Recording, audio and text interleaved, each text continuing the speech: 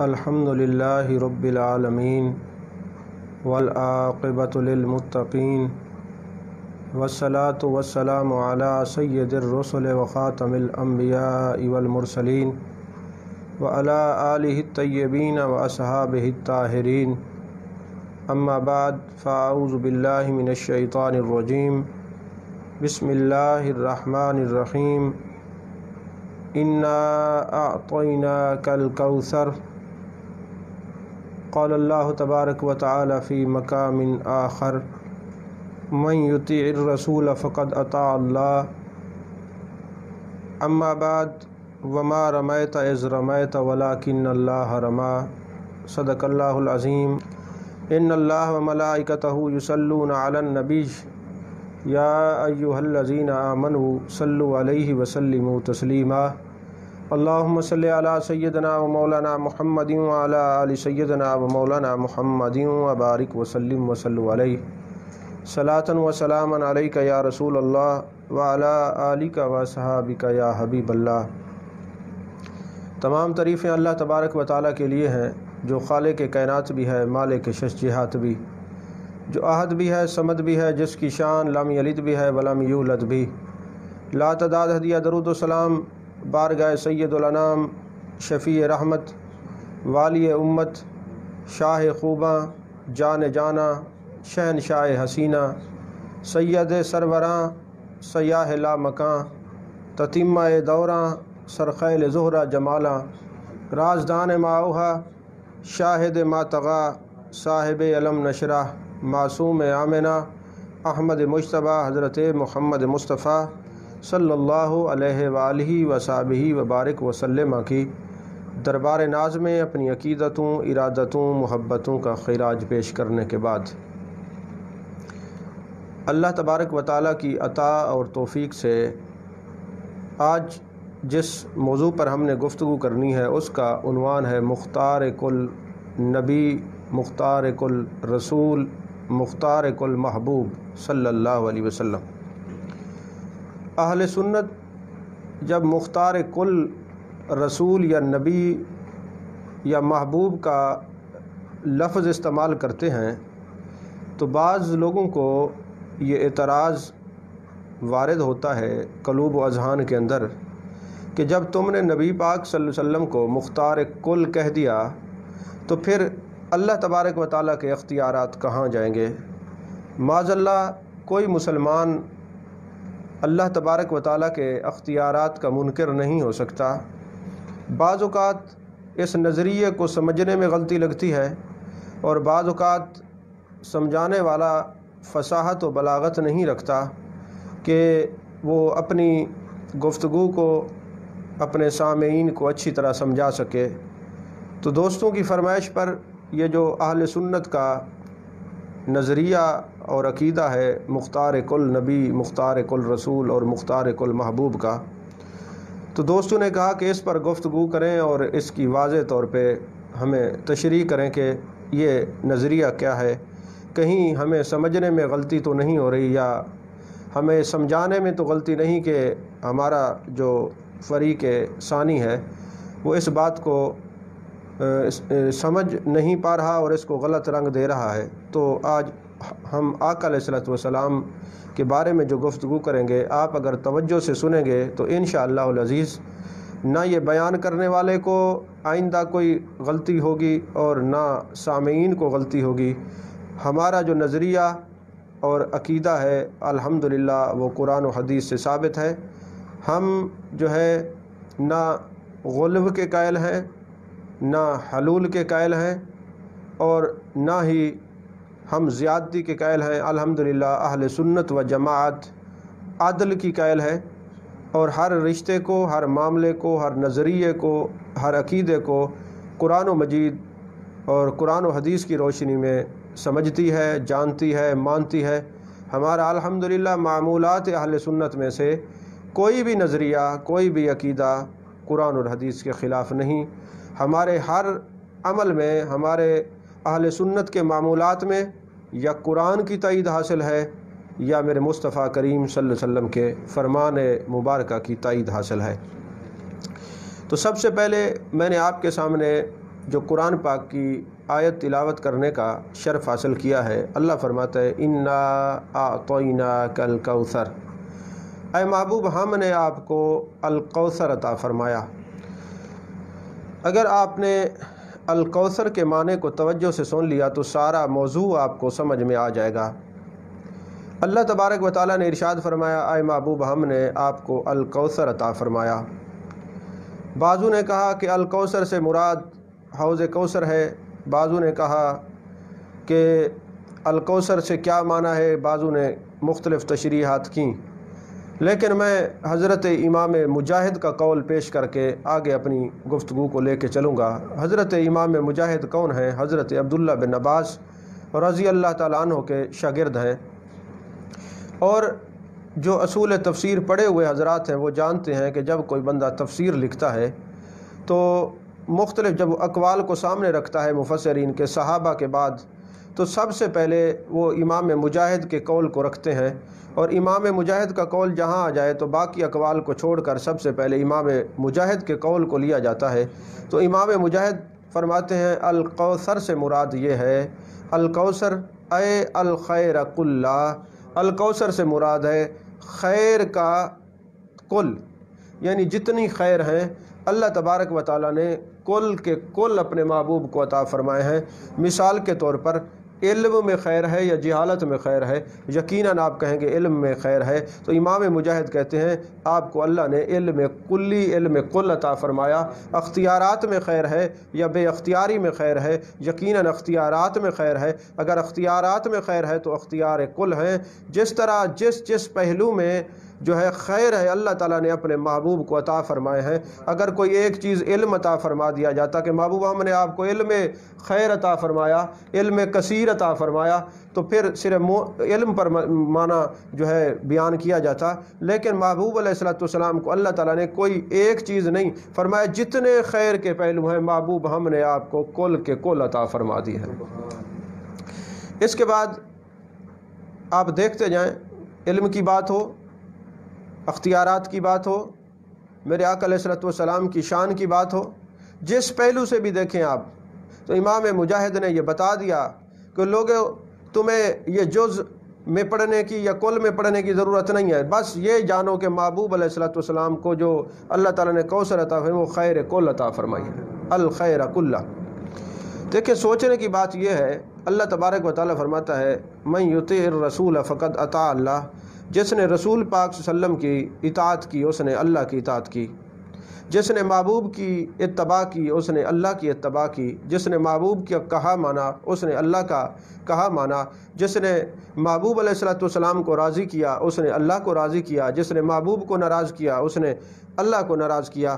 اب سوچنے کی بات یہ ہے، ذاتیں دو ہیں، ایک اللہ کی ذات ہے اور ایک میرے محبوب پاک صلی اللہ علیہ وسلم کی ذات ہے۔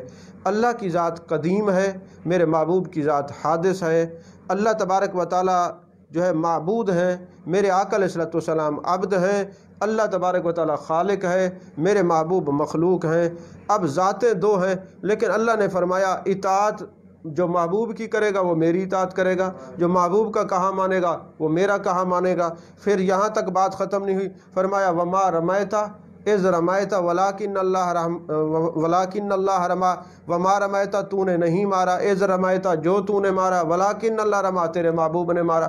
اب کوئی کتنے بڑا منطقی ہو، فلسفی ہو، متکلمین میں سے ہو، میں اس سے پوچھتا ہوں وہ یہ کہے کہ محبوب نے نہیں مارا، منکر قرآن ہو جائے گا۔ وہ کہے اللہ نے نہیں مارا، ان دونوں ذاتوں کو کوئی علیحدہ کر کے دکھائے، وما رمیتا اذ رمیتا ولکن اللہ رما، محبوب جو وما رمیتا تو نے نہیں مارا، اذ رمیتا جو تو نے مارا، ولیکن اللہ رما تیرے رب نے مارا۔ تو دوستو یہاں بات سمجھنے کی ہے، یہی تو فنا فی اللہ کا مقام ہے۔ یہ اس کو آپ کیسے جدا کر سکتے ہیں کہ محبوب علیہ السلام کوئی کہے جی ہم نہیں مانتے محبوب نے نہیں مارا اللہ نے مارا، اور کوئی کہے نہیں اللہ نے نہیں مارا محبوب نے مارا ہے، تو آپ بالکل جدا نہیں کر سکتے۔ اور یہاں ایک ایمان افروز بات یہ ہے کہ جب محبوب نے مٹھی بھر کے مارا، کنکریاں ماریں، وہ مٹی پھینکی کفار کی طرف، اب جو مٹی کفار کے سر میں لگی، اس کے سر میں لگی سر گیا، آنکھ میں لگی آنکھ گئی، کان میں لگی وہ ختم ہو گئے۔ میرا آپ لوگوں سے سوال یہ ہے، میں آپ کو دعوت فکر پیش کرتا ہوں کہ جب تلواروں کے ساتھ جنگ ہو رہی تھی تو گھمسان کی لڑائی تھی، محبوب نے جب وہ مٹی پھینکی، وہ کنکریاں پھینکیں، تو اب کنکری اسی کو لگی جو کافر تھا۔ ایمان، اسلام اور نفاق یہ ایک دل کا معاملہ ہے، یہ ایک چھپی ہوئی بات ہے، یہ ہر ایک کے سامنے اظہار نہیں ہو سکتا۔ تو جب میرے محبوب نے کنکریاں ماری، ارے وہ کنکری کسی صحابی کو نہیں لگی، وہ جب بھی لگی ہے وہ کفار کو لگی ہے، اور جس پہ لگی ہے اس کا کام تمام کر گئی ہے۔ میں آپ سے پوچھتا ہوں کہ اس کنکری کو کس نے بتا دیا یہ منافق ہے، یہ کافر ہے، اس کو لگنا ہے، عاشق کو نہیں لگنا؟ تو آپ تو نبی کے علم پر بات کرتے ہیں۔ ارے ایک غیب دان نبی کے ہاتھ میں جو کنکری آ جائے وہ بھی سمجھ جاتی ہے کون عاشق ہے، کون منافق ہے، کون کافر ہے، کون مسلمان ہے۔ ارے اس ہاتھ میں جو کنکری آ جائے، جو مٹی آ جائے اس مٹھی کے اندر، اس کے سامنے بھی غیب کے پردے کھل جاتے ہیں، پردے ہٹ جاتے ہیں، ہر چیز عیاں ہو جاتی ہے۔ جب محبوب کے ہاتھ میں آنے والی چیز کا کمال یہ ہے، پھر میرے محبوب کی نگاہ کا کمال کیا ہوگا؟ اس کے بعد محبوب علیہ الصلوۃ والسلام نے فرمایا کہ کنکریاں میں نے ماری، اللہ فرماتے وما رمیتا اذ رمیتا ولکن اللہ رمی۔ اس بات کو آپ سمجھ گئے ہوں گے۔ اس کے بعد اللہ فرماتے لقد رضی اللہ عن المؤمنین اذ یبایعونک تحت الشجرہ، اللہ راضی ہو گیا ان مومنین سے جنہوں نے اس درخت کے نیچے بیعت کی۔ اب بیعت محبوب کے ہاتھ پر ہو رہا ہے اور اللہ راضی ہو رہا ہے، اور فرمایا ان الذین یبایعونک انما یبایعون اللہ، محبوب جو تیری بیعت کرتے ہیں وہ اللہ کی بیعت ہے۔ بظاہر ہاتھ تو میرے محبوب علیہ الصلوۃ والسلام کا نظر آ رہا ہے، اللہ فرما رہا ہے محبوب وہ تیری بیعت جو کرتا ہے وہ میری بیعت ہے۔ ید اللہ فوق ایدیہم، ان پر اللہ تبارک و تعالیٰ کا ہاتھ ہے۔ اور پھر اللہ فرماتا ہے قل ان کنتم تحبون اللہ فاتبعونی یحببکم اللہ، محبوب ان سے فرما دیجئے اگر یہ دعوے دار ہیں کہ ہم اللہ سے بڑی محبت کرتے ہیں تو ان سے فرما دیجئے فاتبعونی، میری اتباع کرو، یحببکم اللہ، پھر اللہ تمہیں اپنا محبوب بنا لے گا۔ تو پتہ چلا اللہ کا محبوب بننے کے لیے، اللہ کا دوست بننے کے لیے، اللہ تبارک و تعالیٰ کا کرم خاص حاصل کرنے کے لیے آپ حضور پاک صلی اللہ علیہ وسلم کو چھوڑ کر اللہ سے فیض نہیں لے سکتے۔ فرمائے فاتبعونی یحببکم اللہ، جو میرے محبوب علیہ الصلوۃ والسلام کی اتباع کرے گا اللہ تبارک و تعالیٰ اسی کو محبوب بنا لے گا۔ آخر یہ تعلق کیا ہے؟ میں ایک آپ کو مثال دیتا ہوں، آپ کو بات سمجھ آ جائے گی۔ آج وقت ہے کہ اپنے محبوب کے معجزات کو بیان کیا جائے، آج وقت ہے کہ محبوب کے علم کو بیان کیا جائے، آج ضرورت اس بات کی ہے کہ محبوب کی عظمتوں اور شانوں کو بیان کیا جائے۔ دیکھیں نا، اگر کوئی ہندو، عیسائی، یہودی اور مسلمان اکٹھے ہو کے بیٹھ جائیں، سب سے پہلے ہندو کھڑا ہو جائے، وہ کہے جی ہمارا جو بھگوان تھا وہ 40 من جو ہے وزنی ایک لوہے کی کمان کو ایسے پکڑتا تھا، 2 ٹکڑے کر دیتا تھا، اور یہودی کہے کہ ہمارے جو موسیٰ علیہ السلام تھے وہ پتھروں کے اوپر عصا مارتے تھے تو چشمے نکلتے تھے، اور جناب والا عیسائی کہے کہ ہمارے جو نبی عیسیٰ علیہ السلام تھے، آپ قرآن پڑھ لیں، وہ اللہ کی عطا اور توفیق سے، اذن سے وہ مردوں کو زندہ کرتے تھے، بیماروں کو شفا عطا کرتے تھے۔ اب مسلمان ایک بیٹھا ہو، وہ بڑا جناب مبلغ ہو، بڑا تبلیغ کرنے والا ہو، بڑا سویرے شام درس قرآن دینے والا ہو، اور وہ کہے جی آپ ہندو تو صحیح کہہ رہا ہے، تمہارا بھگوان تو 2 ٹکڑے کر سکتا ہے، اور اے یہودی تو بھی ٹھیک کہہ رہا ہے، حضرت موسیٰ علیہ السلام نے وہ جو ہے نا پتھروں پہ عصا مار کے چشمے نکالے ہیں، تو اے عیسائی تو نے بھی کہا ٹھیک ہے، اللہ تعالیٰ نے بھی قرآن میں بیان فرما دیا عیسیٰ علیہ السلام نے مردوں کو زندہ کیا ہے، ہم تو کلمہ پڑھنے والے ہیں، ہمارے نبی تو تھے بے اختیار تھے، کچھ کر نہیں سکتے تھے، معاذ اللہ ثم معاذ اللہ۔ ایسا کوئی آدمی اگر یہ بیان کرے گا تو آپ مجھے ایمان سے بتائیں کوئی مسلمان ہوگا؟ کوئی مسلمان ہوگا؟ کوئی دائرہ اسلام میں آئے گا؟ کوئی میرے مصطفیٰ کریم صلی اللہ علیہ وسلم کا غلام ہوگا؟ اگر ایسا مسلمان جو شب و روز تبلیغ میں رہے، جو درس قرآن دیتا رہے، جو کہے میں مبلغ ہوں، میں مواحد ہوں، میں جناب والا فلاں ہوں، اپنی ڈگریاں بڑھاتا رہے اور محبوب کی عظمت بیان نہ کر سکے، محبوب کے معجزات بیان نہ کر سکے، محبوب کے کمالات بیان نہ کر سکے، تو میں آپ سے پوچھتا ہوں دل پہ ہاتھ رکھ کے مجھے بتائیں کوئی مسلمان ہوگا؟ مگر آپ جیسے لوگ جو علماء سے وابستہ ہیں، علماء حقہ سے جڑے ہوئے ہیں، محبوب علیہ الصلوۃ والسلام کی عظمتوں کا پرچار کرنے والے ہیں، محبوب علیہ الصلوۃ والسلام کے معجزات کو ماننے والے ہیں، محبوب علیہ الصلوۃ والسلام کے کمالات کو ماننے والے ہیں، اگر آپ باقاعدہ عالم نہ بھی ہوں اور محبوب سے محبت کرنے والے ہوں، آپ کھڑے ہو جائیں، آپ کہیں اے ہندو تو یہ کہتا ہے کہ تمہارے بھگوان نے جو ہے کمان کے 2 ٹکڑے کیے، 40 من وزنی کمان تھی، ارے اس میں کون سا کمال ہے؟ کمان کے 2 ٹکڑے کرنا آسان ہے، ارے میرے محبوب علیہ الصلوۃ والسلام کی شان تو یہ ہے وہ زمین پہ کھڑے ہو کے چاند کے 2 ٹکڑے کر رہے ہیں۔ اے یہودی تو نے کہا کہ تمہارے موسیٰ علیہ السلام نے کنکریاں پتھر کے اوپر آسا مارے تو چشمے پھوٹے، یہ قرآن ہے، ہم اس کا انکار نہیں کرتے۔ ارے پتھروں سے چشمے نکالنا آسان ہے، میرے محبوب علیہ السلام نے انگلیوں سے چشمے نکالے ہیں۔ آپ بخاری شریف اٹھائیں، یہ حدیث پاک ہے، راوی حضرت ابو ہریرہ ہیں۔ عرض کی یا رسول اللہ صلی اللہ علیہ وسلم، صحابہ کہتے ہیں حضور کھانے کے لیے کچھ نہیں ہے، پینے کے لیے کچھ نہیں ہے۔ میرے آقا علیہ السلام نے فرمایا جس جس کے پاس پانی ہے مشکیں اڈیل کے کٹورے میں پانی لے کے آؤ۔ میرے آقا علیہ السلام نے ایسے انگلیاں ڈالی، بخاری شریف گواہ ہے، کبھی محبت سے بخاری شریف کو بھی پڑھا کریں۔ ہر انگلی سے چشمے پھوٹنے لگ گئے، ہر انگلی سے چشمہ ظاہر ہونے لگ گیا۔ حضرت ابو ہریرہ رضی اللہ تعالیٰ عنہ فرماتے ہیں خدا کی قسم 1500 صحابہ تھے، سب نے سیر ہو کر میرے آقا علیہ السلام کے ید اللہ والے ہاتھوں کی انگلیوں سے پانی سیراب ہو کے پیا۔ ہم نے جانوروں کو پانی پلایا، ہم نے آٹے گوندھے۔ حضرت ابو ہریرہ قسم کھا کے کہتے ہیں رب کعبہ کی قسم یہ تو 1500 صحابہ تھے، اگر 1 لاکھ بھی صحابہ ہوتے تو میرے محبوب علیہ السلام کے جو انگلیوں سے چشمے نکل رہے تھے اس کا پانی ختم نہ ہوتا، لگتا تھا حوض کوثر سے کنیکشن ہو گیا ہے، اور میرے آقا علیہ السلام کی انگلیوں سے چشمے نکل رہے ہیں۔ تو اے ہندو تم صحیح کہہ رہے ہو، اے یہودی تم صحیح کہہ رہے ہو کہ حضرت موسیٰ علیہ السلام نے عصا مارا تو چشمے پھوٹے۔ ارے پتھروں سے آسان ہے چشمے نکالنا، انگلیوں سے میرے محبوب کا کمال دیکھیں، میرے محبوب کا معجزہ دیکھیں، میرے محبوب کے معجزات دیکھیں کہ آپ نے انگلیوں سے چشمے نکالے ہیں۔ ایسا ہی تم نے کہا کہ تمہارے نبی نے مردہ زندے کیے ہیں، اس میں کوئی شک نہیں، یہ کمالات قرآن نے بیان کیے ہیں کہ عیسیٰ علیہ السلام باذن اللہ مردے زندہ کیا کرتے تھے، اور مردے کی تعریف یہ ہے جس میں جان رہ چکی ہو۔ ارے جس میں جان رہ چکی ہو ان کو زندہ کرنا کمال ہے، یہ معجزہ ہے۔ میرے آقا تو وہ ہیں جس نے پتھروں کو کلمہ پڑھایا ہے، جس نے درختوں کو کلمہ پڑھایا ہے، جس نے جب آپ ایسی بات کریں گے تو مجھے آپ ایمان سے بتائیں جب کوئی بندہ اہل ذوق اہل ادب اپنے محبوب کے کمالات کو بیان کرے گا پھر کون ہے جو بغیر مسلمان ہوئے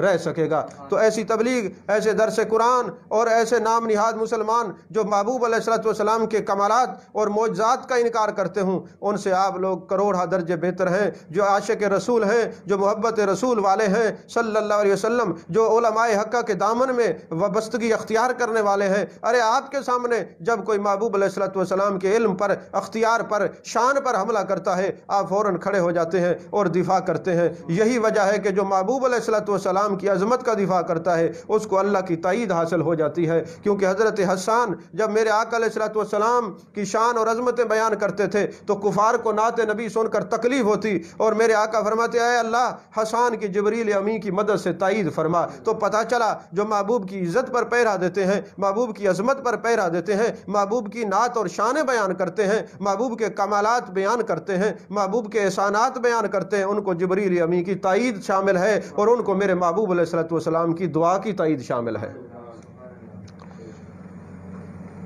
تو میں جو سمجھا ہوں میں آپ سے شیئر کرنا چاہتا ہوں۔ دیکھیں جب کوئی بندہ کسی پراپرٹی کا سودا کرتا ہے اس کے 2 طریقے ہیں۔ ایک طریقہ یہ ہے کہ وہ ڈائریکٹ سودا کرتا ہے، اور ایک طریقہ یہ ہے کہ وہ کسی کو پاور آف اٹارنی دیتا ہے جس کو مختار عام کہتے ہیں۔ اچھا جو پراپرٹی کا مالک ہے، زمین جس کے نام ہے، وہ کسی کو پاور آف اٹارنی دے دے، کسی کو مختار عام بنا دے، تو جو قانونی علم رکھنے والے لوگ ہیں یا پراپرٹی کا سودا کرنے والے یا دنیا دار ہیں اس بات کو آسانی سے سمجھ جائیں گے۔ اب پراپرٹی زمین جو ملکیت ہے وہ کسی اور کی ہے، وراثت کسی اور کی ہے، لیکن وہ مختار عام کسی اور کو دے رہا ہے، تو جو مختار عام ہوگا جس کے پاس پاور آف اٹارنی ہوگی وہ اس پراپرٹی کو جس طرح چاہے بیچ سکتا ہے کہ نہیں بیچ سکتا، وہ جس طرح چاہے اس کا سودا کر سکتا ہے کہ نہیں کر سکتا، وہ جو سلوک کرنا چاہے اس زمین کے ساتھ کر سکتا ہے کہ نہیں کر سکتا۔ کیوں کہ اس کو مختار عام دے دیا گیا ہے، اس کو جناب والا پاور آف اٹارنی دے دی گئی ہے۔ تو اللہ تبارک و تعالی نے بھی محبوب کو مختار عام عطا فرمایا ہے، محبوب کو پاور آف اٹارنی عطا فرمائی ہے۔ فرمایا محبوب پوری کائنات کا خالق میں ہوں، تجھے مالک بنایا جس کو جو مرضی عطا کر، چاہے قبیلہ بنی تمیم کو زمین الاٹ کر، چاہے حضرت عثمان غنی کو جنت عطا کر، چاہے عشرہ مبشرہ کو 10 صحابہ کو جنت کا اعلان کر دے، چاہے سارے صحابہ کو جنت ہی کر دے، محبوب ساری کائنات کا خالق میں ہوں، مالک تجھے بنایا ہے، پاور آف اٹارنی دیا جس کو جو چاہے مرضی عطا فرما۔ اب آپ پڑھے لکھے حضرات ہیں، میں آپ سے پوچھتا ہوں کہ کیا قرآن میں یہ نہیں ہے ان الصلاۃ کانت علی المؤمنین کتابا موقوتا کہ نماز کو مقررہ وقت پر پڑھیں؟ آپ جس مسجد میں جائیں، اور نہیں تو گھڑی کے گھڑیال کے اوپر یہ آیت لکھی ہوتی ہے، ان الصلاۃ کانت علی المؤمنین کتاب موقوتا، کہ مومنوں کے لیے مقررہ وقت پر نماز پڑھنا فرض ہے۔ اچھا، جب قرآن پاک کی نص آ گئی تو جب آپ حج کرنے کے لیے جاتے ہیں اور وہاں پہ آپ میدان عرفات میں پہنچتے ہیں، 9 ذی الحج ہوتی ہے، آپ ظہر اثر وہیں پڑھتے ہیں، جب مغرب کا وقت آتا ہے تو جو صاحب علم ہے اس بات کو سمجھیں، ذی شعور لوگ سمجھیں کہ جب عرفات کا میدان آتا ہے تو اللہ قرآن میں فرماتا ہے ان الصلاۃ کانت علی المؤمنین کتابا موقوتا، کہ نماز کو مقررہ وقت پر پڑھو۔ اور جب عرفات میں مغرب کی نماز کا وقت ہوتا ہے، اذان ہوتی ہے، سارے حاج نکلنا شروع ہو جاتے ہیں۔ تو اب جو کہتے ہیں ہم اہل قرآن صرف قرآن کو مانتے ہیں، وہ عرفات میں پڑھ لیں مغرب کی نماز، لیکن وہ وہاں نہیں پڑھتے، مزدلفہ میں چلے جاتے ہیں۔ تو میرا ان سے سوال یہ ہے کہ جب قرآن کی یہ نص میں شامل ہے ان الصلاۃ کانت علی المؤمنین کتابا موقوتا، نماز کو مقررہ وقت پر پڑھو، تو مغرب کا مقررہ وقت تو تمہیں عرفات میں ہو گیا، تو مزدلفہ میں کیوں جا رہے ہو؟ کیوں بھاگ بھاگ کے بسوں پہ چڑھتے ہو؟ کیوں بھاگ بھاگ کے کہتے ہو یار جلدی کرو، پیدل سفر کرتے ہیں، مزدلفہ میں جا کے مغرب اور عشاء پڑھیں گے؟ آخر کیوں؟ کیونکہ قرآن میں تو یہ مقررہ وقت پر پڑھو، تو تمہیں ماننا پڑے گا محبوب علیہ الصلوۃ والسلام کو اللہ نے پاور آف اٹارنی دی ہے، مختار عام دیا ہے۔ محبوب ہم نے تو مقررہ وقت پہ نماز جو ہے فرض قرار دے دیا ہے، محبوب تیری مرضی، عرفات میں تو مقررہ وقت پڑھ لے، یا اپنے اختیار کا اظہار فرما کر مزدلفہ میں جا کے پڑھ لے، تاکہ پتہ چلے میں نے اپنے محبوب کو با اختیار بنایا ہے۔ ایک صاحب ہمارے پاس تشریف لائے، فرمانے لگے کہ ہم مختار کل کی آپ کے ساتھ کوئی مذاکرہ کرنا چاہتے ہیں۔ میں نے کہا شوق سے کیجئے۔ انہوں نے کہا جی مختار کل تو صرف اللہ ہے۔ میں نے کہا ہم نے کب کہا ہے کہ مختار کل اللہ نہیں ہے؟ ہم مانتے ہیں مختار کل اللہ ہے۔ تو میں نے کہا تم لوگ کہتے ہو اپنی کتابوں میں اور اپنی زبانوں پر اور اپنی جناب تقریروں میں کہ کوئی قطمیر کا مالک نہیں۔ قطمیر کہتے ہیں وہ جو کھجور کی گٹھلی کے اوپر ایک پردہ ہوتا ہے نا، اس کو کہتے ہیں قطمیر، کہتے کوئی اس کا مالک نہیں۔ میں نے کہا تم دوسروں کے لیے کہتے کوئی قطمیر کا مالک نہیں، تم اتنے بڑے بنگلوں کے مالک، اپنے کاروں کے مالک اور اتنے مربوں کے مالک بنے پھرتے ہو، اور جب بھی کوئی بات ہوتی کہتے ہماری فلاں چیز، ہماری فلاں پراپرٹی اور فلاں، اور جب اللہ کے محبوبوں اور انبیاء اور اولیاء کی بات ہوتی تو کہتے قطمیر کا کوئی مالک نہیں۔ تو تم مجھے مختار کل کی بحث کرنے کے لیے ہے کہ مختار کل رسول اور مختار کل نبی سے بحث کرنا چاہتا ہوں۔ میں یہ پوچھتا ہوں تم مجھ سے کل کی بات کرنا چاہتے ہو، پہلے جز تو تم مانو نا، کل پھر ہم انشاءاللہ منا لیں گے۔ بھائی آپ کسی کو کہیں کہ جناب یہ جی یہ ڈاکٹر صاحب ہیں تو یہ ہمیں اپنی جیب سے جو ہے 1 لاکھ روپیہ نکال کے دیں، اور لوگوں کو کہو ان کے پاس 10 روپے نہیں۔ اب 10 روپے لوگوں کو بتاؤ کہ ان کے پاس نہیں، اور مجھے تم سوال کرو کہ جناب والا 1 لاکھ روپیہ نکال کے دو، تو یہ عجیب معاملہ ہے کہ لوگوں کو کہتے ہو کہ 10 روپے ان کے پاس نہیں ہے، مجھ سے تم لاکھ کا سوال کرتے ہو، لوگوں کو کہتے ہو کہ قطمیر کا کوئی مالک نہیں ہے، اور مجھ سے کہتے ہو مختار کل پر بحث کرو۔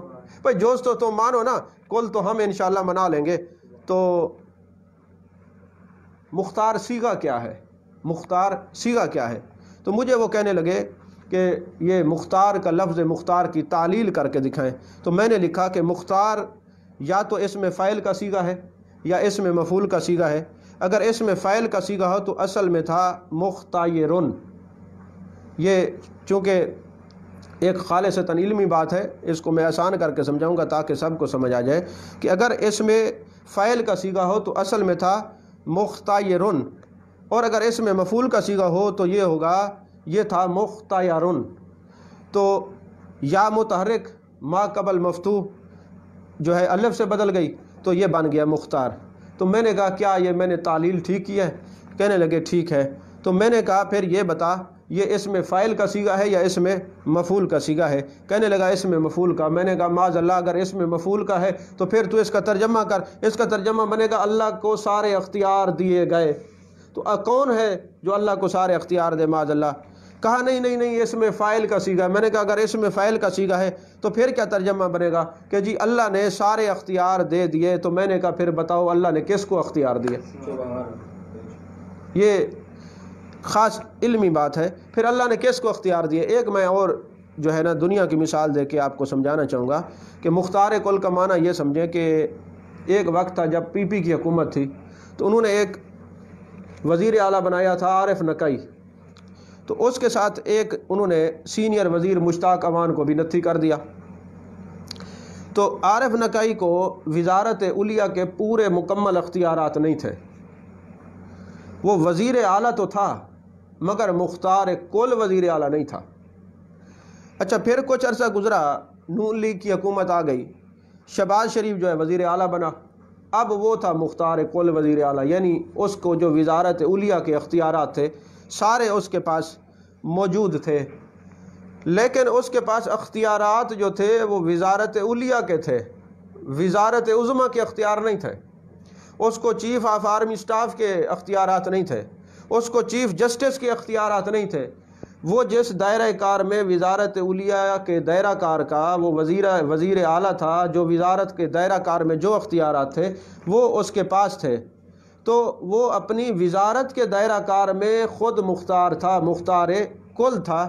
تو اسی طرح ہم بھی یہ آپ لوگوں کو بتانا چاہتے ہیں، میرے محبوب علیہ الصلوۃ والسلام مختار کل نبی ہیں کہ نبوت کے دائرہ کار میں جتنے اختیارات ہیں اللہ نے سارے اپنے محبوب کو عطا فرمائے ہیں، اس لیے آپ مختار کل نبی ہیں، آپ مختار کل رسول ہیں، مختار کل محبوب ہیں۔ اللہ کے محبوب کے پاس نبوت کے سارے اختیارات ہیں، معاذ اللہ الوہیت کے اختیار نہیں ہیں۔ ہمارے آقا ہیں، امام الانبیاء ہیں، سید المرسلین ہیں، مگر اللہ کے بندے اور اللہ کے رسول ہیں، جو رسالت کے دائرہ کار میں جو احکامات ہیں اس میں آپ مختار ہیں۔ الوہیت کی بات ہی نہیں ہو رہی، تو پھر جب الوہیت کی بات نہیں ہو رہی ہم تو رسالت اور محبوبیت کی بات کرتے ہیں، تو پھر معاذ اللہ اس میں یہ شبہ کیسے پیدا ہوگا کہ آپ تو جناب والا وہ اعتراض کرتے ہیں ہم پر کہ جی جب آپ نے نبی کو مختار کل مان لیا، معاذ اللہ پھر اللہ کے اختیارات کہاں جائیں گے؟ تو میرے بھائی ہم تو مختار کل رسول مانتے ہیں، مختار کل نبی مانتے ہیں، مختار کل محبوب مانتے ہیں۔ جب ہم مختار کل محبوب مانتے ہیں تو پھر پتہ چلا کہ ہم تو اس رسالت کے جو دائرہ کار اور نبوت کے دائرہ کار میں آپ مختار ہیں نا، الوہیت کی تو بات ہی نہیں ہو رہی۔ الوہیت کی بات کرنے والا تو پھر ایک اور وہ ہوتا ہے۔ تو ہمارے اعلیٰ حضرت نے بڑی خوبصورت بات کہی، لیکن رضا نے ختم سخن اس پہ کر دیا، لیکن رضا نے ختم سخن اس پہ کر دیا، خالق کا بندہ خلق کا مولا کہوں تجھے۔ تو ہم سرکار کے نبوت کے اختیار مانتے ہیں، سرکار کے رسالت کے اختیارات مانتے ہیں، سرکار کے جناب والا محبوبیت کے اختیارات مانتے ہیں، الوہیت کے اختیار نہیں مانتے۔ تمہارا جو نظریہ ہے آپ بات سمجھ نہیں سکے، یا سمجھانے والا آپ کو اچھی طرح سمجھا نہیں سکا، اس لیے آپ پر اعتراضات وارد ہوئے، آپ کے ذہن میں اعتراضات آئے۔ جب آپ نے اس بات کو سمجھ لیا کہ ہم آقا علیہ الصلوۃ والسلام کو مختار کل رسول کہتے ہیں، مختار کل نبی کہتے ہیں، مختار کل محبوب کہتے ہیں، تو محبوبیت کے سارے اختیارات محبوب کے پاس ہیں، رسالت کے سارے اختیارات میرے رسول کے پاس ہیں، نبوت کے سارے اختیارات میرے نبی کے پاس ہیں۔ تو جب الوہیت کی بات ہی نہیں ہو رہی تو آپ کا یہ اعتراض بے تکا ہے۔ یہ آپ صرف اور صرف ایسے اعتراضات کر رہے ہیں۔ ہم نے یہ کہہ دیا کہ جو محبوب کے اپنے اختیارات ہیں، اللہ کے اختیارات کے ساتھ محبوب کے اختیارات کون ملا رہا ہے؟ الوہیت کی بات ہی نہیں ہو رہی، بات تو رسالت کی ہو رہی ہے۔ تو امید ہے کہ آپ کو میری بات سمجھ آ گئی ہوگی کہ ہم جس معنی میں مختار کل مانتے ہیں رسول اور مختار کل محبوب اور نبی مانتے ہیں، یہ عقیدہ یہ گھڑا ہوا نہیں ہے، یہ قرآن و حدیث سے پڑھا ہوا عقیدہ۔ اسی طرح اب دو چار حدیث مبارکہ عرض کر کے آپ کو نظریہ اور عقیدہ تو الحمدللہ سمجھ آ گیا ہوگا۔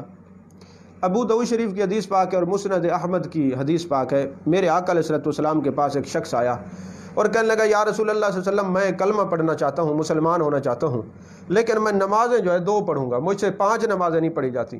آج کا کوئی جناب بندہ کتنا بڑا مذہبی اسکالر ہو، کوئی ایک سجدہ کم کر کے دکھائے، کوئی ایک رکعت کم کر کے دکھائے۔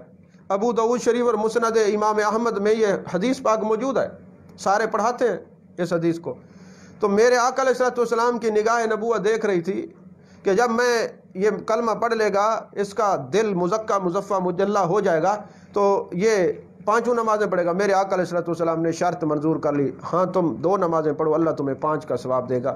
تو اب دیکھیں آج کوئی ایک رکعت کم کر کے دکھائے، کتنا بڑا شیخ الاسلام کیوں نہ ہو، کتنا بڑا مجتہد کیوں نہ ہو، کتنا بڑا جناب والا اپنے آپ کو مجدد کہنے والا کیوں نہ ہو، کوئی بھی ہو، ایک رئی برابر بھی کمی بیشی دین کے معاملے میں کوئی نہیں کر سکتا۔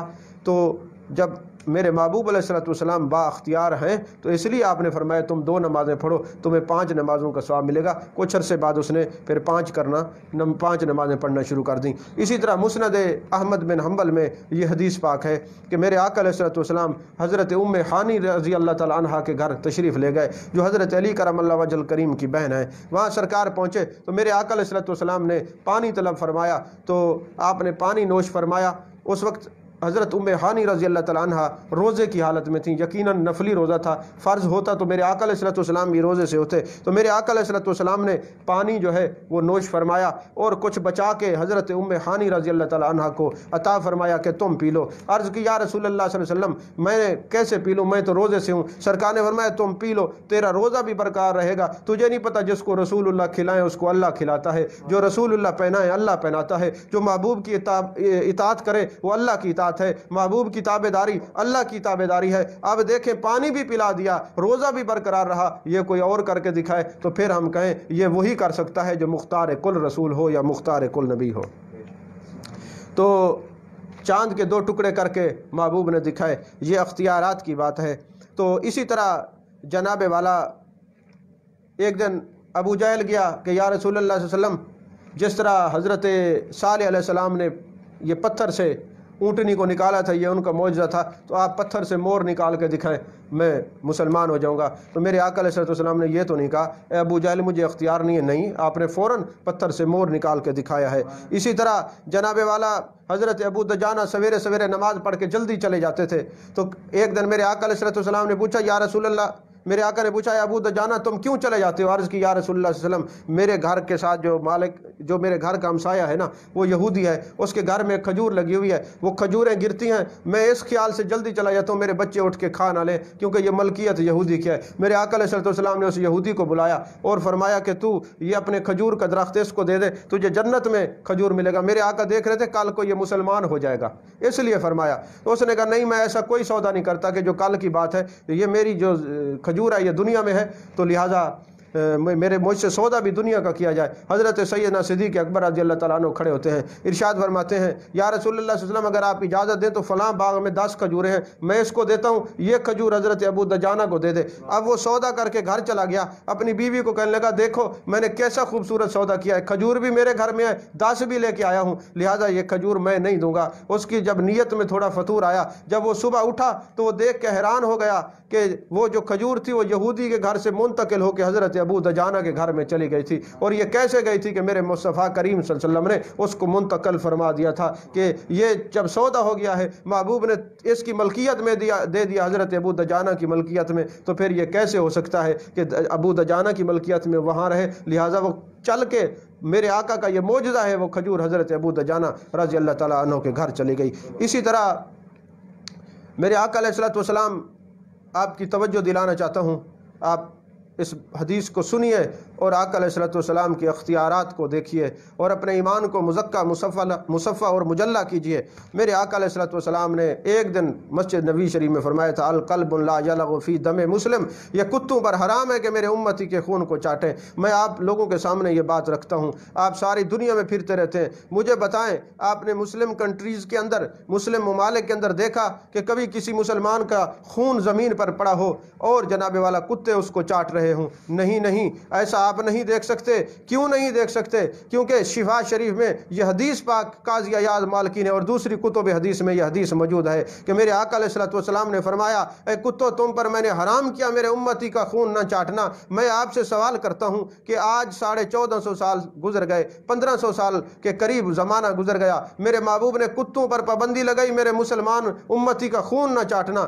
آج وہ لوسی کتا ہو یا کسی جناب والا نسلی کتا ہو، وہ مسلمان کے خون کے قریب نہیں جاتا۔ کتے کو کس نے بتا دیا کہ محبوب کا یہ حکم ہے، محبوب کی حکومت ہے، محبوب کا یہ اختیار ہے کہ محبوب نے حکم کیا ہے کوئی خون نہ چاٹے؟ وہ جنس کا کتا ہو کہ آج بھی محبوب کے اختیارات کو مانتا ہے، آپ کے خون کے قریب نہیں جانتا۔ تو آپ کو بھی تھوڑا اپنے ایمان کو جانچنے کی ضرورت ہے، اور اس پر کئی سوال وارد ہوتے ہیں کہ آج کے کتے کو کس نے بتا دیا محبوب کا حکم ہے۔ اس پہ اور بھی کئی سوالات وارد ہوتے ہیں، وقت مختصر ہے، زندگی نے وفا کی تو انشاءاللہ اس پر بھی کبھی سیر حاصل گفتگو کریں گے۔ وقت مختصر ہوتا ہوتا ہے، دلائل کافی ہوتے ہیں، بات سمجھانا مقصود ہے کہ آپ لوگوں کا عقیدہ بچ جائے، آپ رسول اللہ صلی اللہ علیہ وسلم کے سچے پکے مؤدب امتی بن جائیں، کیونکہ الدین کلہ ادب، جس کے پاس دین نہیں ہے اس کے پاس ادب نہیں ہے، جس کے پاس ادب ہے اس کے پاس دین ہے۔ تو پتہ چلا ادب، اگر آپ کا کسی کا چیک کرنا ہو کہ دیندار کون ہے تو اس کا ادب دیکھا جائے گا، اور اس کا دین چیک کرنا ہو تو ادب دیکھا جائے گا، اور ادب دیکھنا ہو تو دین دیکھنا ہوگا۔ تو یہ دین اور ادب یہ لازم اور ملزوم ہے۔ دین تبھی فیوز و برکات سے مالا مال فرما سکتا ہے جب ادب ہو، اور جب ادب ہو تو دین کے فیضان سے بندہ معمور رہتا ہے۔ تو جناب والا، میرے آقا علیہ الصلوۃ والسلام نے ایک یہودی کے ساتھ گھوڑے کا سودا کیا، بعد میں اس یہودی کو زیادہ قیمت مل گئی تو وہ اپنے سودے سے پھر گیا، میرے آقا پیسے لے کے آئے، تو میرے آقا علیہ الصلوۃ والسلام نے جب کہا کہ یہ پیسے لے لو، یہودی نے کہا میں نے آپ کے ساتھ سودا کیا نہیں۔ جس وقت سودا ہوا تھا تو اس وقت میرے آقا علیہ الصلوۃ والسلام اکیلے تھے یا وہ یہودی تھا؟ تو حضرت صدیق اکبر بھی موجود ہیں، حضرت فاروق اعظم، دوسرے صحابہ بھی۔ وہ یہودی کہنے لگا گواہ لائیے، اب کوئی ہوتا تو میرے مصطفیٰ کریم صلی اللہ علیہ وسلم گواہ لاتے۔ تو حضرت خزیمہ رضی اللہ تعالیٰ عنہ آگے بڑھتے ہیں، یا رسول اللہ میں گواہی دیتا ہوں کہ یہ سودا ہوا ہے، میں اس کا گواہ ہوں۔ میرے آقا نے فرمایا اے خزیمہ تم تو موجود ہی نہیں تھے، تم کیسے گواہی دیتے ہو؟ تو انہوں نے جواب دیا، یا رسول اللہ صلی اللہ علیہ وسلم جب آپ نے کہا خدا ہے ہم نے مان لیا، آپ نے کہا جنت ہے ہم نے مان لی، آپ نے کہا فرشتے ہیں ہم نے مان لیا، ہم نے سب کچھ آپ کے کہنے پہ مان لیا۔ جب آپ نے فرما دیا ہے کہ سب کچھ ہے اور آپ یہ میں نے سودا کیا ہے، تو ہم نے جس طرح الذین یؤمنون بالغیب، اور ایمان والوں کی نشانی ہے وہ بن دیکھے ہر چیز پہ ایمان رکھتے ہیں، تو ہم مانتے ہیں آپ نے سودا کیا ہے۔ میرے آقا علیہ الصلوۃ والسلام پہ قربان جائیے، آپ نے فرمایا یاد رکھو کہ آئندہ کوئی آدمی گواہی دے تو اس اکیلے کی گواہی ہے، مگر جہاں جس پنچایت میں جس فیصلے میں یہ میرے حضرت خزیمہ رضی اللہ تعالیٰ عنہ موجود ہوں گے، یہ جہاں موجود ہوں گے یہ گواہی دے دیں گے تو ان کی ایک گواہی دو کے برابر ہے۔ یہ میرے محبوب علیہ الصلوۃ والسلام کا جو ہے اختیارات ہے۔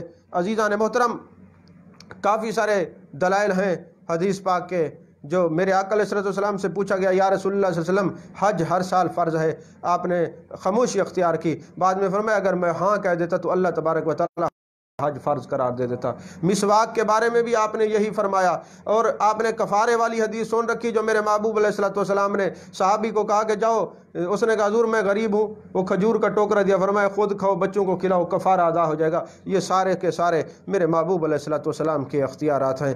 مجھے امید ہے میں اگر طویل گفتگو کروں گا ہو سکتا ہے آپ کے ذہن سے یہ تمام چیزیں سکپ ہو جائیں، تو میں اس مختصر وقت میں میں نے جو کوشش کی ہے کہ آپ کا عقیدہ اور نظریہ ادب والا ہو جائے، تو انشاءاللہ العزیز مجھے امید ہے کہ اگر آپ نے اس بات کو سمجھ لیا ہوگا تو مختار کل رسول اور مختار کل نبی اور مختار کل محبوب کا جو نظریہ ہے یہ آپ اس پر کاربند ہو جائیں گے۔ کوئی آپ کو کبھی بد عقیدہ آپ کے قلوب و اذہان سے اس عقیدے کو نہیں چھین سکتا، اور کبھی بد عقیدگی کا عنصر آپ کے قریب نہیں بٹک سکتا۔ اللہ تبارک و تعالی ہم سب کو آقا علیہ الصلوۃ والسلام کی تعلیمات پر اور آپ کی محبت میں زندگی گزارنے کی توفیق عطا فرمائے، کیونکہ میرے آقا علیہ الصلوۃ والسلام کی محبت بہت بڑی نعمت ہے۔ میرے آقا فرماتے ہیں من احبنی فقد احب اللہ، جس نے مجھ سے محبت کی اس نے اللہ سے محبت کی۔ من احبنی کان معی فی الجنہ، جس نے مجھ سے محبت کی وہ جنت میں میرے ساتھ ہوگا۔